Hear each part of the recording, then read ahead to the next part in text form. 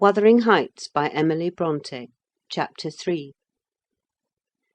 While leading the way upstairs, she recommended that I should hide the candle and not make a noise, for her master had an odd notion about the chamber she would put me in, and never let anybody lodge there willingly.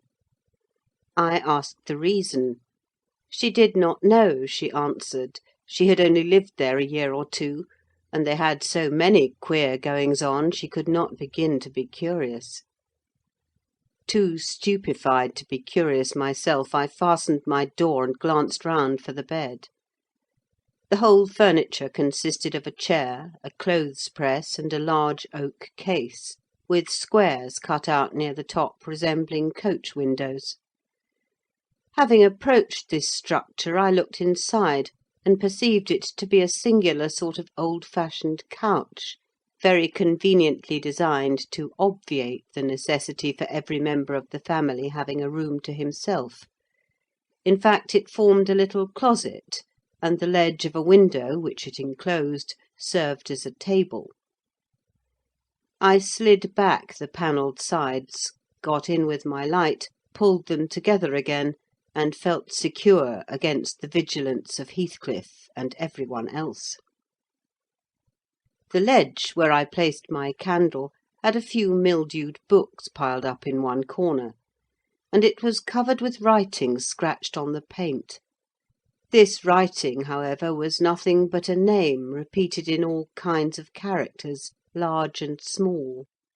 Catherine Earnshaw, here and there varied to Catherine Heathcliff, and then again to Catherine Linton. In vapid listlessness I leant my head against the window, and continued spelling over Catherine Earnshaw, Heathcliff, Linton, till my eyes closed. But they had not rested 5 minutes when a glare of white letters started from the dark, as vivid as spectres. The air swarmed with Catherines, and, rousing myself to dispel the obtrusive name, I discovered my candle-wick reclining on one of the antique volumes, and perfuming the place with an odour of roasted calf-skin. I snuffed it off, and, very ill at ease under the influence of cold and lingering nausea, sat up and spread open the injured tome on my knee. It was a Testament in lean type, and smelling dreadfully musty. A fly-leaf bore the inscription, "Catherine Earnshaw, her book," and a date some 1/4 of a century back. I shut it, and took up another and another, till I had examined all. Catherine's library was select, and its state of dilapidation proved it to have been well used, though not altogether for a legitimate purpose. Scarcely one chapter had escaped a pen-and-ink commentary, at least the appearance of one, covering every morsel of blank that the printer had left.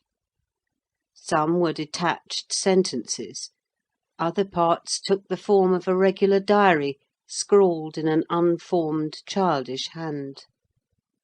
At the top of an extra page, quite a treasure probably when first lighted on, I was greatly amused to behold an excellent caricature of my friend Joseph, rudely yet powerfully sketched.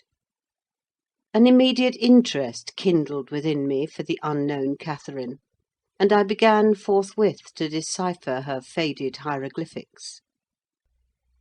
"An awful Sunday," commenced the paragraph beneath. "I wish my father were back again. Hindley is a detestable substitute. His conduct to Heathcliff is atrocious. H. and I are going to rebel. We took our initiatory step this evening. All day had been flooding with rain. We could not go to church, so Joseph must needs get up a congregation in the garret.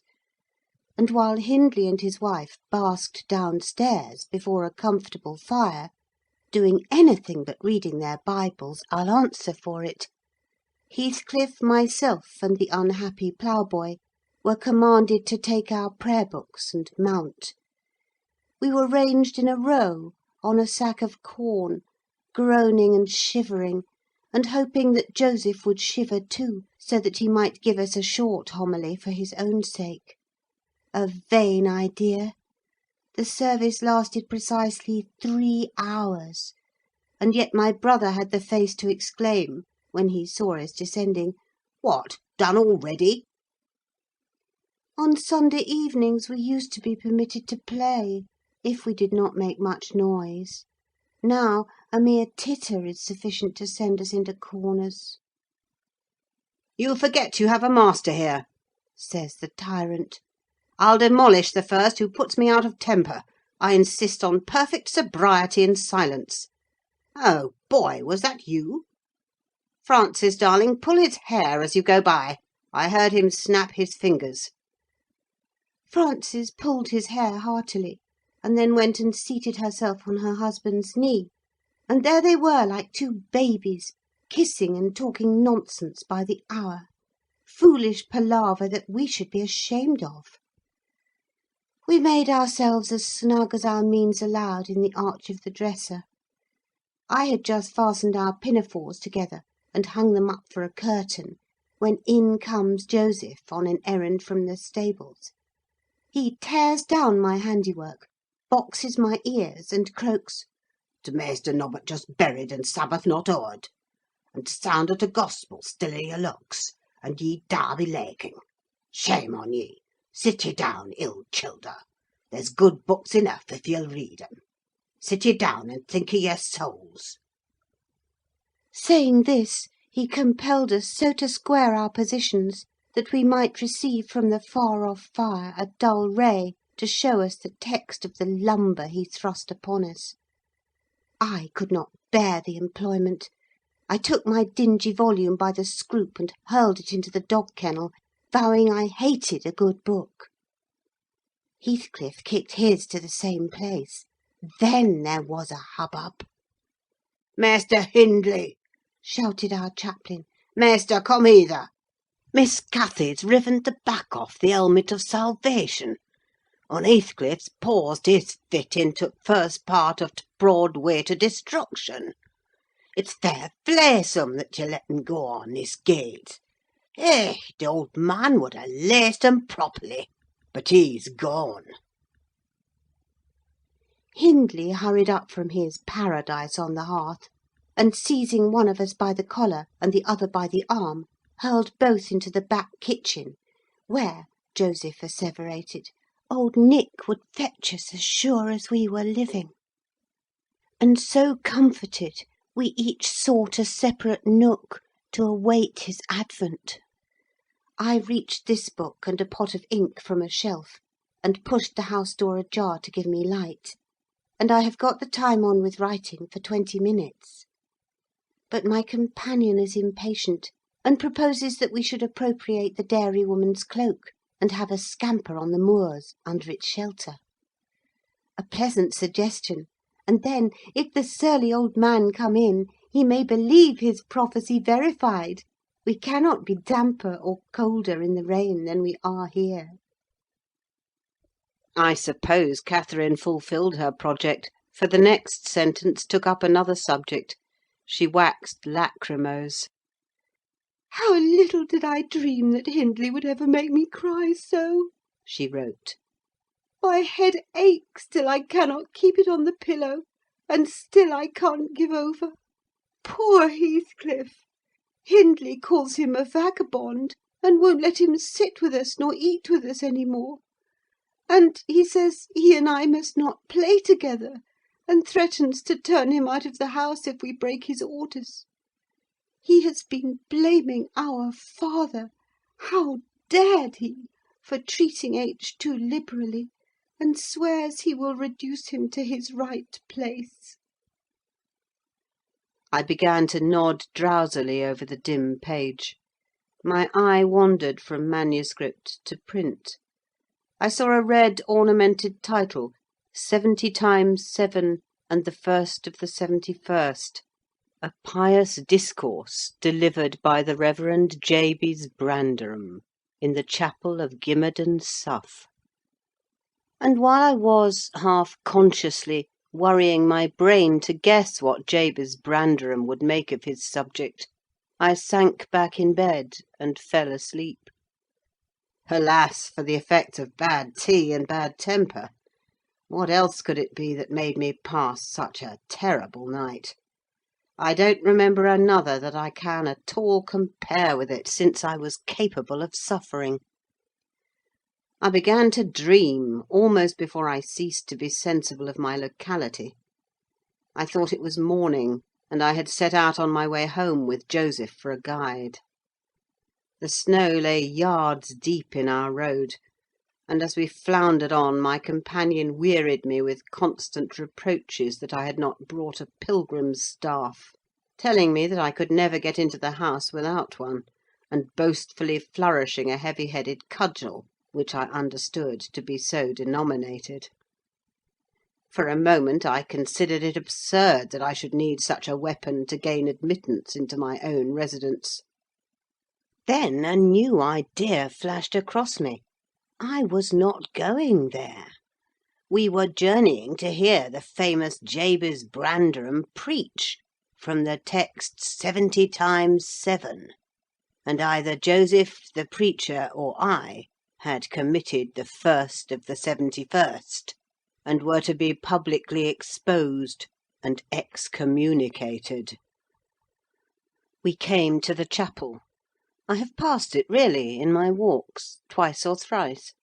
It lies in a hollow between two hills, an elevated hollow near a swamp, whose peaty moisture is said to answer all the purposes of embalming on the few corpses deposited there.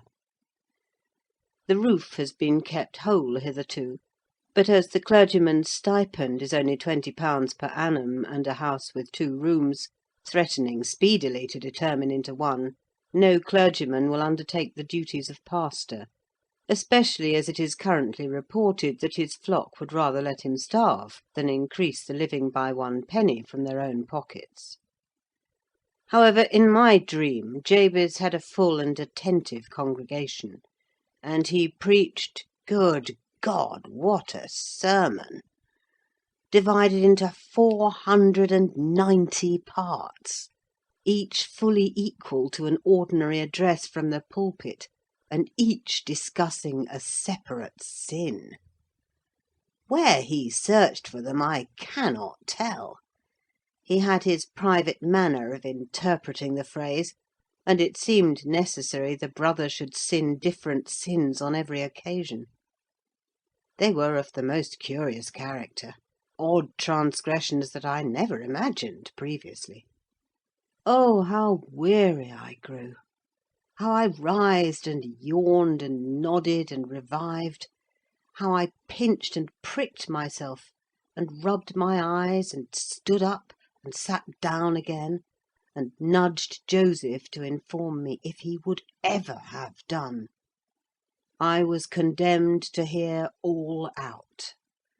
Finally, he reached the first of the 71st.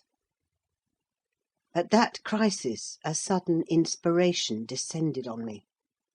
I was moved to rise and denounce Jabez Branderham as the sinner of the sin that no Christian need pardon. "Sir," I exclaimed, "sitting here within these 4 walls at one stretch, I have endured and forgiven the 490 heads of your discourse. 70 times 7 times have I plucked up my hat and been about to depart. 70 times 7 times have you preposterously forced me to resume my seat. The 491st is too much. Fellow martyrs, have at him! Drag him down and crush him to atoms, that the place which knows him may know him no more." "Thou art the man!" cried Jabez, after a solemn pause, leaning over his cushion. 70 times 7 times didst thou gapingly contort thy visage. 70 times 7 did I take counsel with my soul. Lo, this is human weakness, this also may be absolved. The first of the 71st is come. Brethren, execute upon him the judgment written. Such honour have all his saints. With that concluding word, the whole assembly, exalting their pilgrim staves, rushed round me in a body, and I, having no weapon to raise in self-defence, commenced grappling with Joseph, my nearest and most ferocious assailant, for his. In the confluence of the multitude several clubs crossed. Blows aimed at me fell on other sconces. Presently the whole chapel resounded with rappings and counter-rappings. Every man's hand was against his neighbour, and Branderham, unwilling to remain idle, poured forth his zeal in a shower of loud taps on the boards of the pulpit, which responded so smartly that, at last, to my unspeakable relief, they woke me. And what was it that had suggested the tremendous tumult? What had played Jabez's part in the row? Merely the branch of a fir tree that touched my lattice as the blast wailed by and rattled its dry cones against the panes. I listened doubtingly an instant, detected the disturber, then turned and dozed, and dreamt again, if possible, still more disagreeably than before.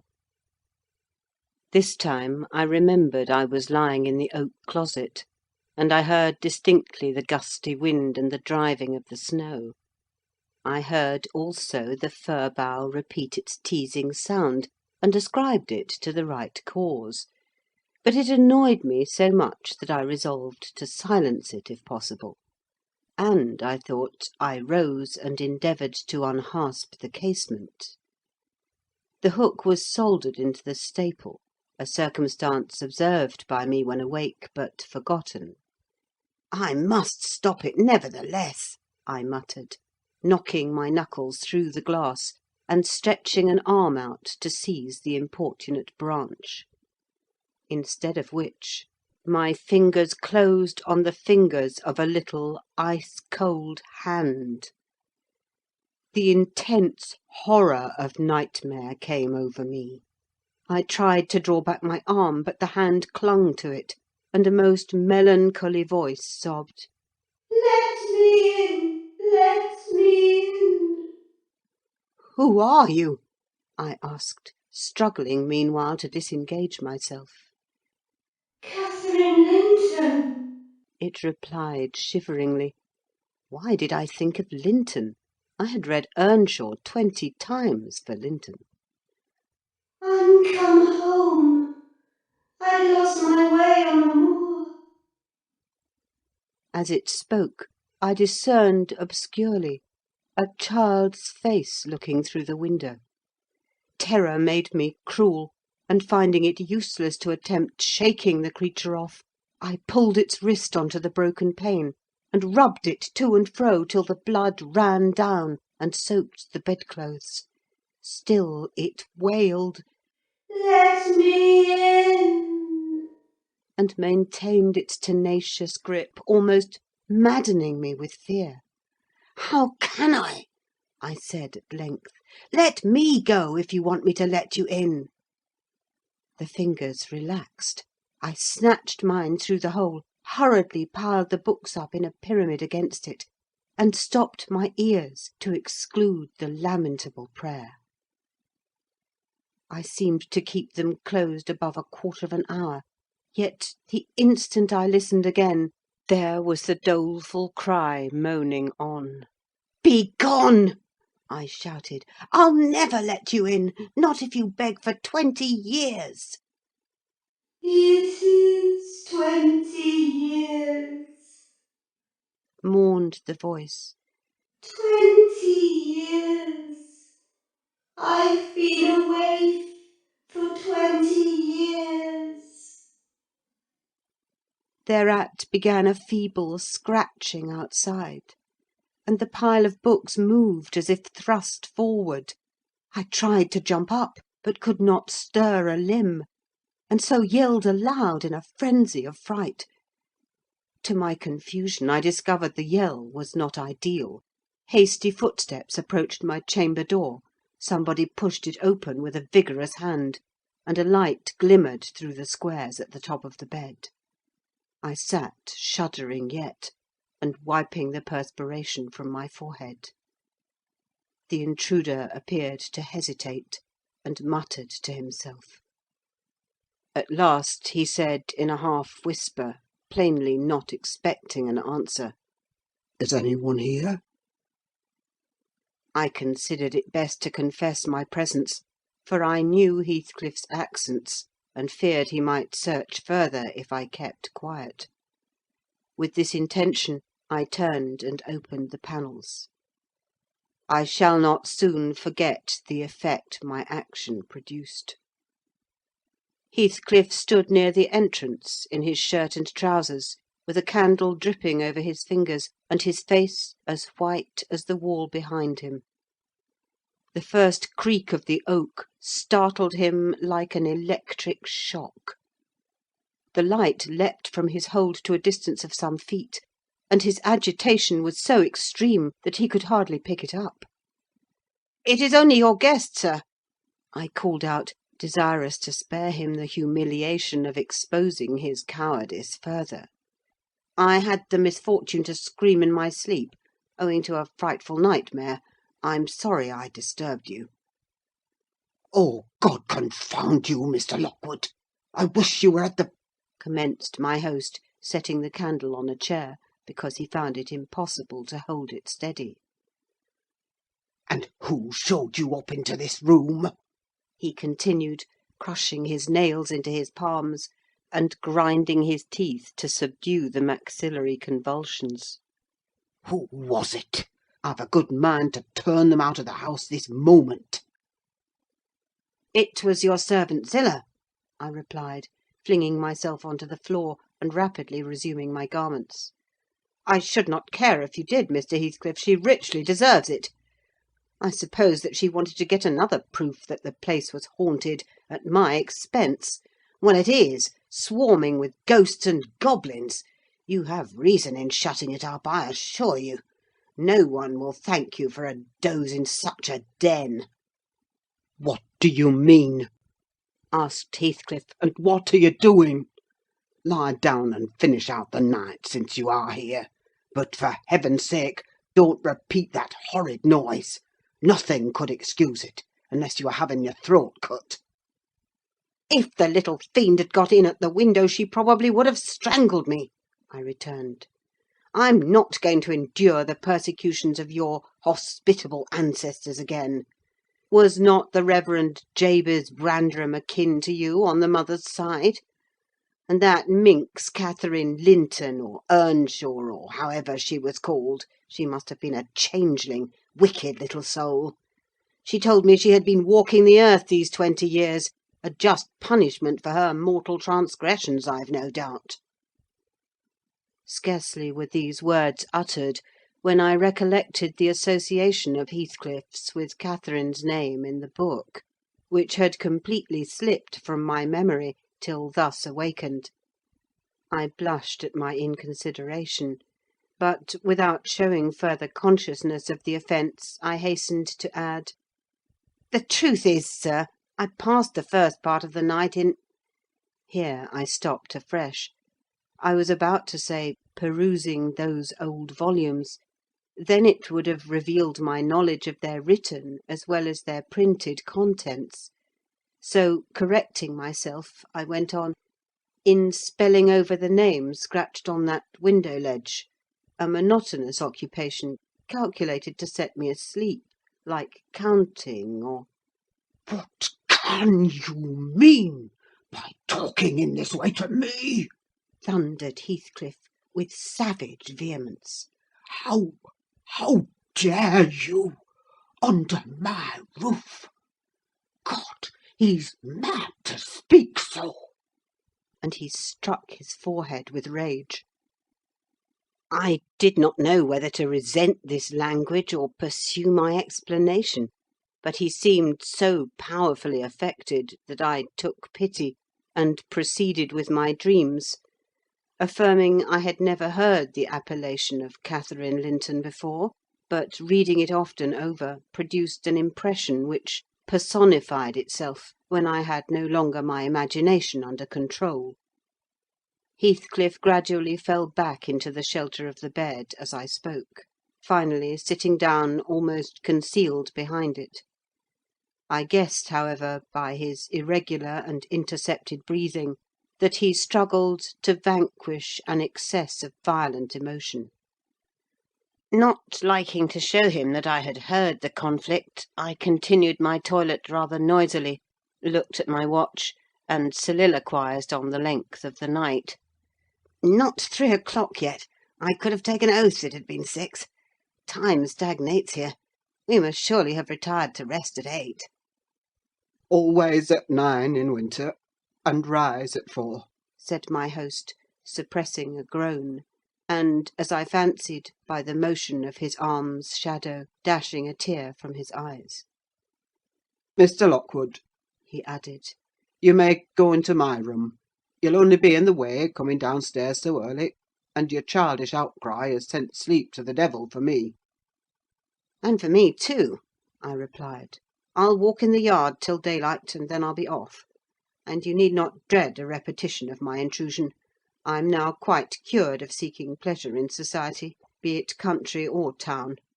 A sensible man ought to find sufficient company in himself." "Delightful company," muttered Heathcliff. "Take the candle and go where you please. I shall join you directly. Keep out of the yard, though, the dogs are unchained, and the house— Juno mounts sentinel there. And, nay, you can only ramble about the steps and passages. But away with you. I'll come in 2 minutes." I obeyed so far as to quit the chamber, when, ignorant where the narrow lobbies led, I stood still, and was witness, involuntarily, to a piece of superstition on the part of my landlord which belied oddly his apparent sense. He got on to the bed and wrenched open the lattice, bursting, as he pulled at it, into an uncontrollable passion of tears. "Come in! Come in!" he sobbed. "Cathy, do come! Oh, do! Once more! Oh, my heart's darling! Hear me this time, Catherine, at last!" The spectre showed a spectre's ordinary caprice.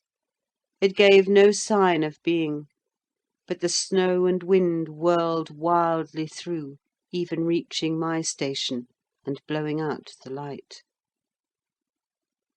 There was such anguish in the gush of grief that accompanied this raving, that my compassion made me overlook its folly, and I drew off, half angry to have listened at all, and vexed at having related my ridiculous nightmare, since it produced that agony, though why was beyond my comprehension.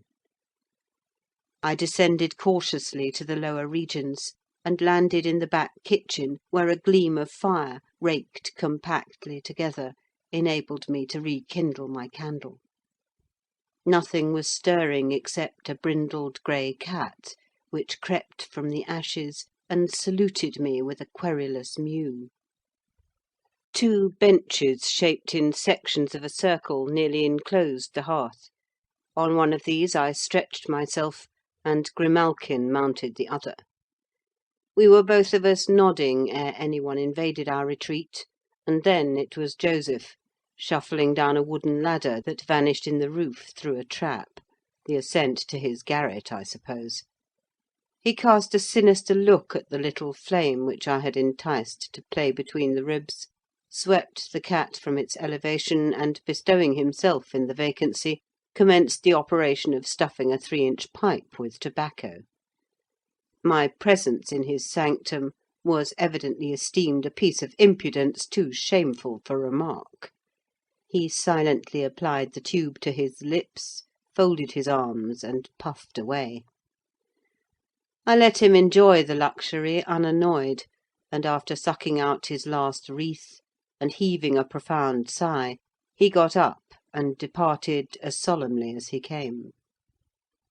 A more elastic footstep entered next, and now I opened my mouth for a good morning, but closed it again, the salutation unachieved, for Hareton Earnshaw was performing his orison sotto voce in a series of curses directed against every object he touched, while he rummaged a corner for a spade or shovel to dig through the drifts. He glanced over the back of the bench, dilating his nostrils, and thought as little of exchanging civilities with me as with my companion, the cat. I guessed by his preparations that egress was allowed, and, leaving my hard couch, made a movement to follow him. He noticed this, and thrust at an inner door with the end of his spade, intimating by an inarticulate sound that there was the place where I must go if I changed my locality. It opened into the house, where the females were already astir, Zillah urging flakes of flame up the chimney with a colossal bellows, and Mrs. Heathcliff kneeling on the hearth, reading a book by the aid of the blaze. She held her hand interposed between the furnace heat and her eyes, and seemed absorbed in her occupation, desisting from it only to chide the servant for covering her with sparks, or to push away a dog now and then that snoozled its nose over forwardly into her face.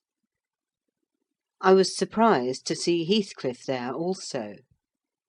He stood by the fire, his back towards me, just finishing a stormy scene with poor Zillah, who ever and anon interrupted her labour to pluck up the corner of her apron and heave an indignant groan.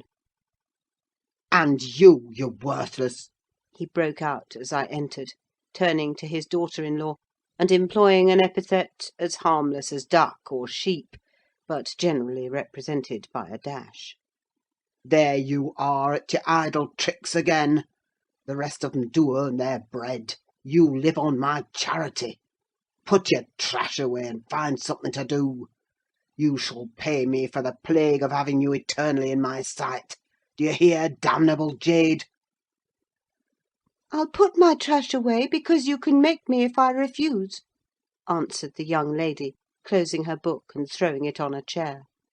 "But I'll not do anything, though you should swear your tongue out, except what I please." Heathcliff lifted his hand, and the speaker sprang to a safer distance, obviously acquainted with its weight. Having no desire to be entertained by a cat-and-dog combat, I stepped forward briskly, as if eager to partake the warmth of the hearth, and innocent of any knowledge of the interrupted dispute. Each had enough decorum to suspend further hostilities. Heathcliff placed his fists, out of temptation, in his pockets. Mrs. Heathcliff curled her lip, and walked to a seat far off, where she kept her word by playing the part of a statue during the remainder of my stay. That was not long.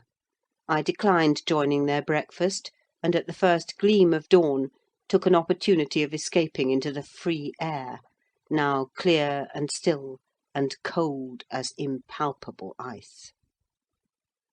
My landlord hallooed for me to stop ere I reached the bottom of the garden, and offered to accompany me across the moor. It was well he did, for the whole hill-back was one billowy white ocean, the swells and falls not indicating corresponding rises and depressions in the ground. Many pits, at least, were filled to a level, and entire ranges of mounds, the refuse of the quarries, blotted from the chart which my yesterday's walk left pictured in my mind. I had remarked on one side of the road, at intervals of 6 or 7 yards, a line of upright stones, continued through the whole length of the barren. These were erected and daubed with lime on purpose to serve as guides in the dark, and also when a fall, like the present, confounded the deep swamps on either hand with the firmer path.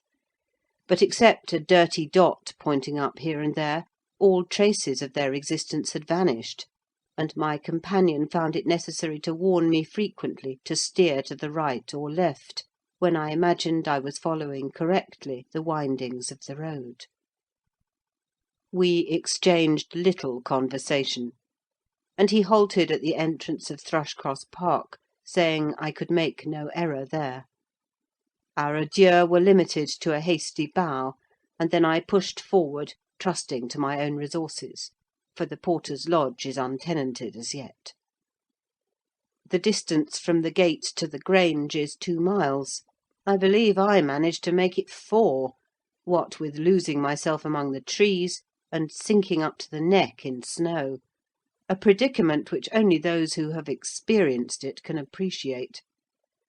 At any rate, whatever were my wanderings, the clock chimed 12 as I entered the house, and that gave exactly an hour for every mile of the usual way from Wuthering Heights. My human fixture and her satellites rushed to welcome me, exclaiming tumultuously they had completely given me up. Everybody conjectured that I perished last night, and they were wondering how they must set about the search for my remains. I bid them be quiet now that they saw me returned, and, benumbed to my very heart, I dragged upstairs, whence, after putting on dry clothes, and pacing to and fro 30 or 40 minutes to restore the animal heat, I adjourned to my study, feeble as a kitten, almost too much so to enjoy the cheerful fire and smoking coffee which the servant had prepared for my refreshment. End of Chapter 3. Recording by Ruth Golding. Chapter 4. What vain weathercocks we are! I, who had determined to hold myself independent of all social intercourse, and thanked my stars that at length I had lighted on a spot where it was next to impracticable. I, weak wretch, after maintaining till dusk a struggle with low spirits and solitude, was finally compelled to strike my colours, and under pretence of gaining information concerning the necessities of my establishment, I desired Mrs. Dean, when she brought in supper, to sit down while I ate it, hoping sincerely she would prove a regular gossip, and either rouse me to animation or lull me to sleep by her talk. "You have lived here a considerable time," I commenced. "Did you not say 16 years?" "18, sir. I came when the mistress was married, to wait on her. After she died, the master retained me for his housekeeper." "Indeed." There ensued a pause. She was not a gossip, I feared, unless about her own affairs, and those could hardly interest me. However, having studied for an interval with a fist on either knee, and a cloud of meditation over her ruddy countenance, she ejaculated, "Ah, times are greatly changed since then." "Yes," I remarked, "you've seen a good many alterations, I suppose?" "I have, and troubles too," she said. "Oh, I'll turn the talk on my landlord's family," I thought to myself. "A good subject to start. And that pretty girl widow, I should like to know her history, whether she be a native of the country, or, as is more probable, an exotic that the surly indigene will not recognise for kin." With this intention I asked Mrs. Dean why Heathcliff let Thrushcross Grange, and preferred living in a situation and residence so much inferior. "Is he not rich enough to keep the estate in good order?" I inquired. "Rich, sir!" she returned. "He has nobody knows what money, and every year it increases. Yes, yes, he's rich enough to live in a finer house than this, but he's very near, close-handed; and if he had meant to flit to Thrushcross Grange, as soon as he heard of a good tenant, he could not have borne to miss the chance of getting a few hundreds more. It is strange people should be so greedy when they are alone in the world. He had a son, it seems. Yes, he had one. He is dead. And that young lady, Mrs. Heathcliff, is his widow? Yes. Where did she come from originally? Why, sir, she is my late master's daughter. Catherine Linton was her maiden name. I nursed her, poor thing. I did wish Mr. Heathcliff would remove here, and then we might have been together again. What! Catherine Linton? I exclaimed, astonished. But a minute's reflection convinced me it was not my ghostly Catherine. Then, I continued, my predecessor's name was Linton? It was. And who is that Earnshaw, Hareton Earnshaw, who lives with Mr. Heathcliff? Are they relations? No, he is the late Mrs. Linton's nephew. The young lady's cousin, then? Yes, and her husband was her cousin also, one on the mother's, the other on the father's side. Heathcliff married Mr. Linton's sister. I see the house at Wuthering Heights has Earnshaw carved over the front door. Are they an old family? Very old, sir, and Hareton is the last of them, as our Miss Cathy is of us. I mean, of the Lintons. Have you been to Wuthering Heights? I beg pardon for asking, but I should like to hear how she is. Mrs. Heathcliff, she looked very well and very handsome, yet, I think, not very happy. Oh dear, I don't wonder. And how did you like the master? A rough fellow, rather, Mrs. Dean. Is not that his character? Rough as a saw-edge and hard as a whinstone. The less you meddle with him, the better. He must have had some ups and downs in life to make him such a churl. Do you know anything of his history? It's a cuckoo's, sir. I know all about it, except where he was born, and who were his parents, and how he got his money at first. And Hareton has been cast out like an unfledged dunnock. The unfortunate lad is the only one in all this parish that does not guess how he is being cheated. Well, Mrs. Dean, it will be a charitable deed to tell me something of my neighbours. I feel I shall not rest if I go to bed, so be good enough to sit and chat an hour. Oh, certainly, sir. I'll just fetch a little sewing, and then I'll sit as long as you please. But you've caught cold. I saw you shivering, and you must have some gruel to drive it out. The worthy woman bustled off, and I crouched nearer the fire. My head felt hot, and the rest of me chill. Moreover, I was excited almost to a pitch of foolishness through my nerves and brain. This caused me to feel not uncomfortable, but rather fearful, as I am still, of serious effects from the incidents of to-day and yesterday.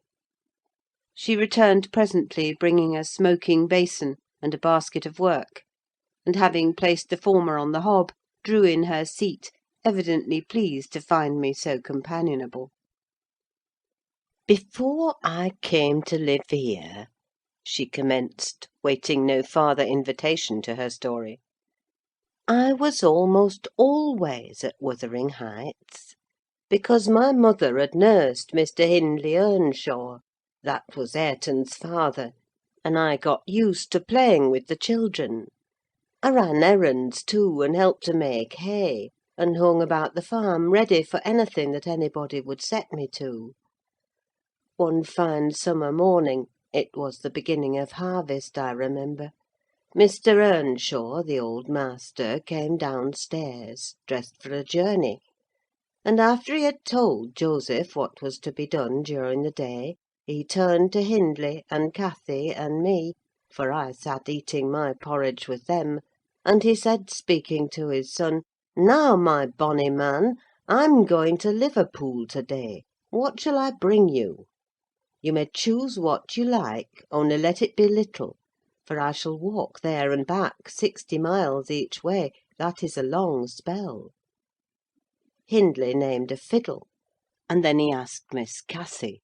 She was hardly 6 years old, but she could ride any horse in the stable, and she chose a whip. He did not forget me, for he had a kind heart, though he was rather severe sometimes. He promised to bring me a pocketful of apples and pears, and then he kissed his children, said good-bye, and set off. It seemed a long while to us all, the 3 days of his absence, and often did little Cathy ask when he would be home. Mrs. Earnshaw expected him by supper-time on the 3rd evening, and she put the meal off hour after hour. There were no signs of his coming, however, and at last the children got tired of running down to the gate to look. Then it grew dark. She would have had them to bed, but they begged sadly to be allowed to stay up. And just about 11 o'clock the door latch was raised quietly, and in stepped the master. He threw himself into a chair, laughing and groaning, and bid them all stand off, for he was nearly killed. He would not have such another walk for the 3 kingdoms. "And at the end of it, to be flighted to death," he said, opening his greatcoat, which he held bundled up in his arms. "See here, wife, I was never so beaten with anything in my life, but you must e'en take it as a gift of God, though it's as dark almost as if it came from the devil." We crowded round, and over Miss Cathy's head I had a peep at a dirty, ragged, black-haired child, big enough both to walk and talk. Indeed, its face looked older than Catherine's, yet when it was set on its feet it only stared round and repeated over and over again some gibberish that nobody could understand.